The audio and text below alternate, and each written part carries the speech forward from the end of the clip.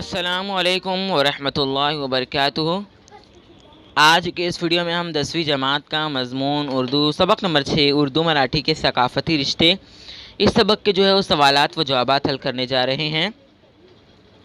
सबक का बग़ौर मुताला कीजिए और सरगर्मियों को हिदायत के मुताबिक मुकम्मल कीजिए। पहला सवाल, ज़ेल के बयानात में से सही बयानात को नक़ल कीजिए। यहाँ पे आपको कुछ बयानात दिए गए हैं, जुमले दिए गए हैं, नंबर 1, नंबर 2, नंबर 3, नंबर 4 और नंबर 5। इसमें से आपको बताना है कि सही जुमले कौन से हैं, सही बयानात कौन से हैं।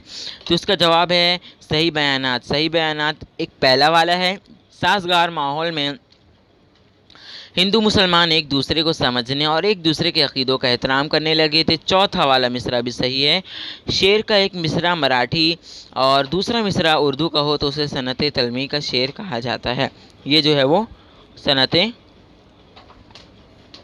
तशबीह ये जो है वो सही बयानात है।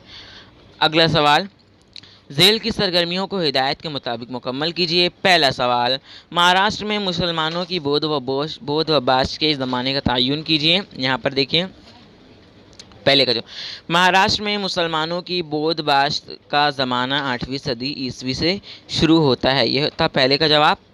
नंबर 2, सूफियों और संतों की रूहानी दरसगाहों के नाम लिखिए। ये देखिए दूसरे सवाल के जवाब, सूफियों की रूहानी दरसगाह का नाम खानका और संतों की रूहानी दरसगाह का नाम मुठ है। सवाल नंबर 3, जिस सिन्फ में ज़िक्र दम का तज़किरा है उसका नाम लिखिए। देखिए यहाँ पर जवाब है वो सिन्फ जिसमें ज़िक्र दम का तज़किरा है इसका नाम फगड़ी नामा है। जवाब हो गया तीसरे का। सवाल नंबर 4, सबक में मज़कूर 4 सूफियों के नाम लिखिए। देखिए यहाँ पर 4 सूफियों के नाम लिखने। सूफियों के नाम दिए हुए, पहला है शाह तुराब चिश्ती, फ़कीरुल्लाह शाह, ख्वाजा बंदा नवाज, गैसू दराज और शेख मोहम्मद। अगला सवाल, सवाल नंबर 5, विलिब राय गोविंद के दौरे हुकूमत के पस मंज़र में हुनरमंद की हकीकत को बयान कीजिए।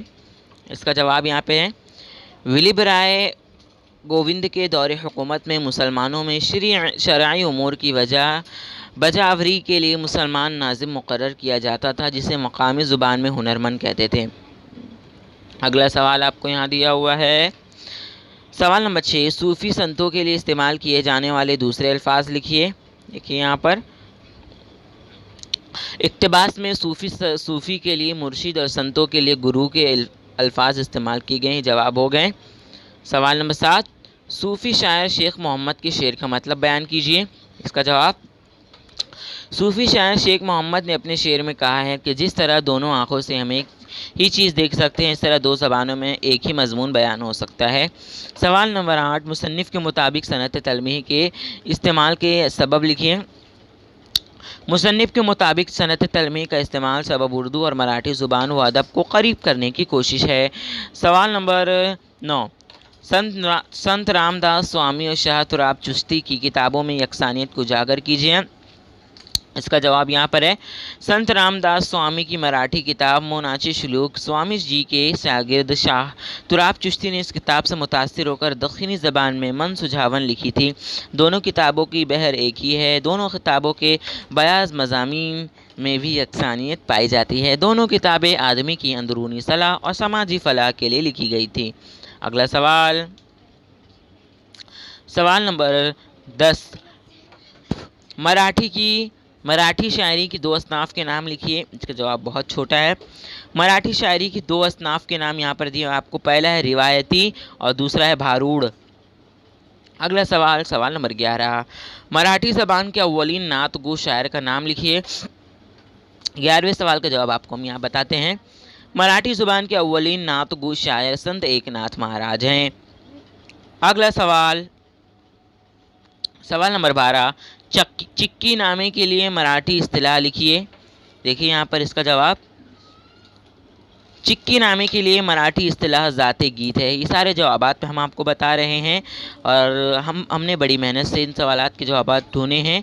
आपसे गुजारिश है कि हमारे चैनल पर नए हैं तो चैनल को सब्सक्राइब ज़रूर करें। अगला सवाल अब यहाँ पर है। सवाल नंबर 13, इस मजहबी ख़याल को बयान कीजिए जिसकी अमली ताबीर फगड़ी का खेल है। इसका जवाब आपको देखना होगा इस तरीके से। اردو اور یہاں پہ اس کا جواب ہے یہ ہے جواب۔ مہاراشٹر میں پھگڑی کے کھیل کو مذہبی حیثیت حاصل ہے۔ عموماً ناگ پنچمی کے تہواروں پر عورتیں پھگڑی کھیلتی ہیں۔ اس کھیل میں دو عورتیں ایک دوسرے کا ہاتھ پکڑ کر گول گول گھومتی ہے۔ گھومتے وقت زمین پر پاؤں جمے رہتے ہیں اور جسم کا پورا جھکاؤ پشت کی جانب ہوتا ہے، اس لیے ایک دوسرے کے ہاتھوں کو مضبوطی سے پکڑے رہتی ہیں۔ پوری قوت سے گھومنے کی وجہ سے سانس پھولنے لگتی ہے اور منہ سے ہوں ہوں کی آواز نکلتی ہے۔ اگلا سوال، گروہ الف میں مصنفین کے نام دیے ہوئے ہیں اور گروہ بے میں کتابوں کے نام ہیں، مناسب جوڑیاں لگائیے۔ یہاں پہ ایک آپ کو باکس دیا ہوا جس میں پہلے باکس میں مصنفین ہیں، دوسرے باکس میں کتابیں ہیں۔ کس مصنف نے کون سی کتاب لکھی، اس کی جوڑی آپ کو لگانی ہے۔ اس طریقے سے دیکھیے، سید امین کی جوڑی آپ کو لگانی ہے مسجوب السالکین سے، دوسری ہے سنت رام داس سوامی، ان کی جوڑی لگانی ہے مناچی شلوک سے۔ شاہ تراب چشتی کی جوڑی لگانے ہیں من سجاون سے، اور خواجہ بندہ نواز گیسو دراز کی جوڑی لگانی ہے شکار نامہ سے۔ دیکھیے اب اگلا سوال، جد ولی خاکہ مکمل کیجئے۔ تربیت نسواں کے گیت مراٹھی اور اردو، یہاں پہ دیکھیے جواب مراٹھی میں آئے گا پالنے گیت بھوپالی، اور اردو میں آئے گا لوری نامے، جھولنا نامے، سہاگن نامے۔ سبق سے محاورے تلاش کر کے لکھیے۔ دیکھیے یہاں پر محاورے دیے ہوئے ہیں۔ پہلا محاورہ ہے تکیہ کرنا، اور دوسرا محاورہ ہے بیخ کو نہیں کرنا، تیسرا محاورہ ہے آشکار کرنا۔ پہلا محاورہ تکیہ کرنا اس کا جملے میں استعمال ہے۔ جو لوگ دوسروں کی مدد پر تکیہ کرتے ہیں وہ اپنا کام پورا نہیں کر پاتے۔ نمبر 2، بیخ کو نہیں کرنا، پولیس کا کام سماج سے جرائم کی بیخ کو نہیں کرنا ہے۔ نمبر 3، آشکار کرنا، ہر ادیب اپنے مضامین میں اپنے خیالات کو آشکار کرتا ہے۔ اگلا سوال، ذیل کے لفظوں کے ہم معنی لفظ سبق سے تلاش کر کے لکھیں۔ یہاں پر آپ کو کچھ الفاظ دیے گئے، ان کے ہم معنی سبق سے تلاش کر کے لکھنے۔ اس طریقے سے آپ کو دیکھیے یہاں پہ آپ کو دیا ہوا ہے مذہبی عبادات و تعزیرات، شریعت، رہائش کا آئے گا بود و باش، برتری کا تفوق، زائد کا مستضاد، اور گروہ کا قبیل۔ اور پھر اگلا سوال ہے خالی چوکون مکمل کیجئے، ہے نا۔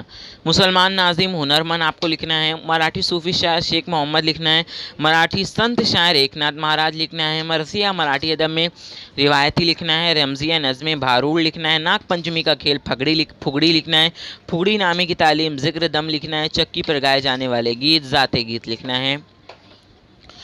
آخری سوال، ہندوستانی تہذیب و ثقافت اور صوفی سنتوں کی تعلیم کی روشنی میں درج ذیل بیانات کا استحسان کیجیے۔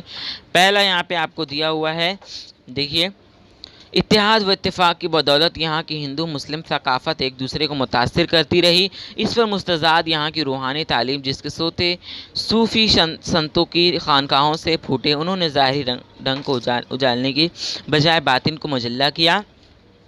اس کا جواب، مہاراشٹر میں ہندو اور مسلمان مل جل کر رہتے ہیں، ان میں جو اتحاد و اتفاق تھا اس کی بدولت دونوں قوموں کی ثقافت ایک دوسرے پر اندراز ہوتی رہی۔ یہاں خانقاہوں میں صوفی اور مٹھوں میں سنت روحانی تعلیم دے رہے تھے، وہ اس حقیقت سے آگاہ تھے کہ ظاہر میں آدمی کا مذہب الگ الگ ہوتا ہے لیکن باطن میں سب کی روح ایک ہی ہے، اس لیے انہوں نے ظاہری رنگ ڈھنگ پر زور دینے کی بجائے انسانوں کے باطن کو روشن کرنے کی کوشش کی۔ یہ صوفی سنتوں کی تعلیم کا اثر تھا کہ ہندو اور مسلمان ایک دوسرے کو سمجھنے اور ایک دوسرے کے عقیدوں کا احترام کرنے لگے تھے۔ ان کے درمیان سماجی لحاظ سے جو دوریاں تھیں وہ ختم ہونے لگی اور ثقافتی رشتے مضبوط ہونے لگے۔ نمبر 2، جس طرح پھگڑی کے کھیل میں ہاتھوں کو چھوٹ جانے اور پیروں کے ڈگمگانے سے دور پھینک جانے کا خدشہ رہتا ہے، اس طرح صراط مستقیم پر چلتے ہوئے نفس اور شیطان کے وسوسوں سے پاؤں ڈگمگا جائیں اور اللہ کی رسی ہاتھ سے چھوٹ جائے تو دوزخ کے عمیق گڑھے میں گر جاؤ گے۔ تو اس کا جواب آپ کو اس طریقے سے لکھنا ہے، صراط مستقیم پر چلتے ہوئے نفس اور شیطان کے وسوسوں سے پاؤں ڈگمگا جائیں گے اور اللہ کی رسی ہاتھ سے چھوٹ جائے گی، دوزخ کے عمیق گڑھے میں گر جائیں گے۔ بچوں، سوالات و جوابات یہاں پر ختم ہوتے ہیں۔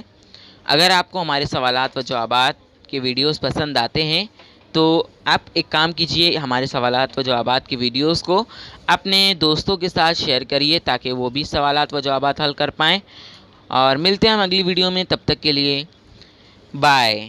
تو ویڈیو یہاں پر ختم ہوتی ہے۔ اگر آپ کو یہ ویڈیو ذرا سی بھی ہیلپ فل لگی ہو تو اس ویڈیو کو لائک کیجئے اور اپنے ہم جماعت سہیلیوں اور دوستوں اور گروپس پر شیئر کیجئے، اور ویڈیو اگر پہلی بار دیکھ رہے ہیں، چینل پر نئے ہیں تو چینل کو جلدی سے سبسکرائب کیجئے تاکہ آنے والے ہر ویڈیوز کی نوٹیفیکیشنز آپ کو سب سے پہلے مل سکے۔